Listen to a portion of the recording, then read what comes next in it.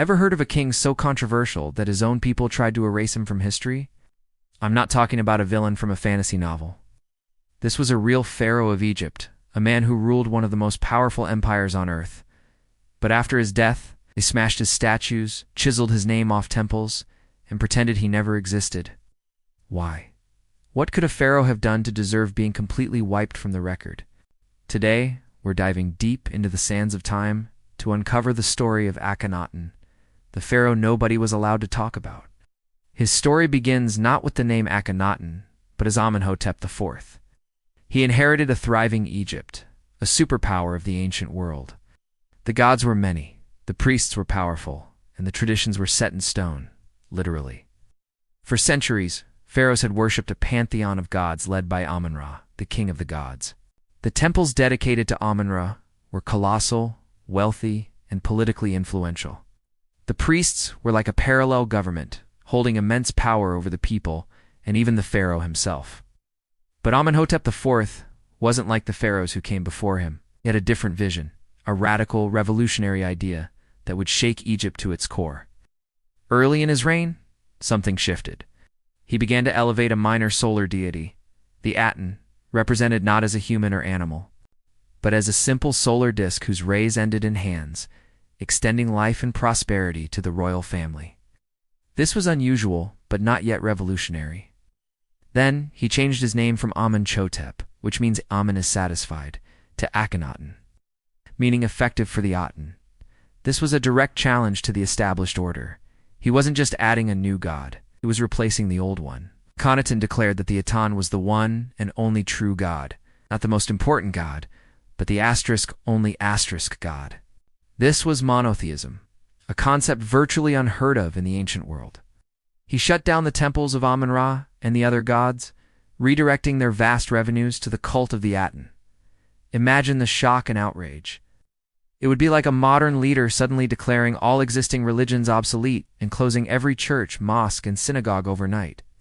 The priesthood, who had enjoyed wealth and power for generations, were suddenly jobless and stripped of their influence. But Akhenaten didn't stop there. He abandoned Thebes, the traditional religious and political capital of Egypt for centuries, and built an entirely new city in the middle of the desert, called it Akhetant, the horizon of the Aten, known today as Amarna. He moved his entire court, his administration, and thousands of workers to this brand new, purpose-built capital dedicated solely to his new religion. Everything in Akhetant revolved around the Aten. The art style changed dramatically too. For thousands of years, Egyptian art was rigid, formal, and idealized. Pharaohs were always depicted as perfect, muscular, godlike figures. But the art from Akhenaten's reign, the Amarna style, is shockingly different. It's naturalistic, almost cartoonish at times.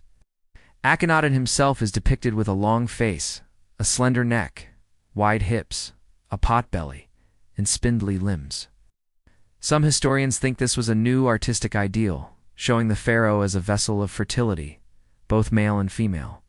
Others wonder if he had a medical condition like Marfan syndrome. We also see intimate, loving scenes of the royal family Akhenaten playing with his daughters, kissing his wife, Queen Nefertiti. This kind of personal, candid portrayal of a pharaoh was completely unprecedented. It was a total break from tradition. So why did they go to such lengths to erase him? Why not just forget him? Because his ideas were dangerous. Akhenaten's revolution wasn't just religious. It was a massive political and economic upheaval. By declaring the Aten as the one true god, he wasn't just a religious reformer. He was consolidating power. The pharaoh was now the sole intermediary between humanity and the divine. Only Akhenaten and Nefertiti could speak to the Aten, which meant all worship had to go through them.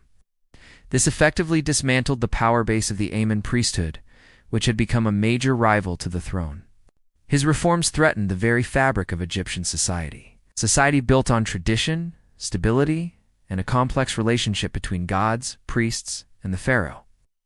To the traditionalists, he was a heretic who had plunged the country into chaos and abandoned the gods who had made Egypt great. After Akhenaten's death, his revolution crumbled almost immediately. His son, a young boy you might have heard of named Tutankhamun, ascended the throne, initially named Tutankhatam. He was quickly pressured by the old guard of priests and advisors to change his name, abandoning the Aton and restoring the old gods. He moved the capital back to Thebes, and the old order was re-established. The city of Akhenaton was abandoned to the desert sands. Then, the campaign of erasure began. The pharaohs who followed, like Horemheb and Ramesses II, went on a mission to systematically wipe Akhenaton from history. They referred to him as that criminal, or the enemy of Akhenaton. His name was chiseled out of king lists and monuments. His temples were dismantled, their blocks used as filler for new constructions. His statues were smashed to pieces. They wanted to ensure that no one would ever remember the heretic king or his dangerous ideas. For over 3,000 years, it worked. Akhenaton was largely forgotten, a ghost in the grand timeline of Egyptian pharaohs. But here's the twist. While his contemporaries saw him as a heretic who nearly destroyed Egypt, modern discoveries have painted a more complex picture. Was he a madman or a visionary ahead of his time? His attempt to install a form of monotheism predates many of the world's major monotheistic religions by centuries. Some have even controversially suggested that his ideas might have influenced the development of Judaism, although there's no direct evidence for this. The naturalism and intimacy of Amarna art can be seen as a revolutionary step towards a more humanistic form of expression. He challenged a corrupt and overly powerful priesthood, attempting to recenter power in the hands of the pharaoh, where he believed it belonged. It's an incredible story of power, religion, and revolution. A single man who tried to change the world, only to have the world try to erase him for it. But history has a funny way of remembering what's meant to be forgotten. Thanks to archaeology, the story of Akhenaton, Nefertiti, and their sun god was rediscovered in the 19th century. Pieced together from the ruins of their abandoned city and the hidden fragments of their defaced monuments.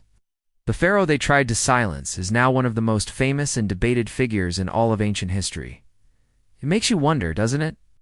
The victors write history, but what about the stories they try to unwrite? Akhenaton's story is a powerful reminder that history is not just a collection of facts, but a narrative that is shaped, controlled, and sometimes deliberately erased. What do you think? Was Akhenaton a divinely inspired visionary or a power-hungry tyrant? Let me know your thoughts down below. And here's a bigger question for you. Comment who you think really wrote history: the rulers, the priests, or the archaeologists who dig it all up. Thanks for joining me on this journey back in time. If you enjoyed uncovering this lost piece of history, make sure to hit that like button and subscribe for more deep dives into the mysteries of the past. See you in the next one.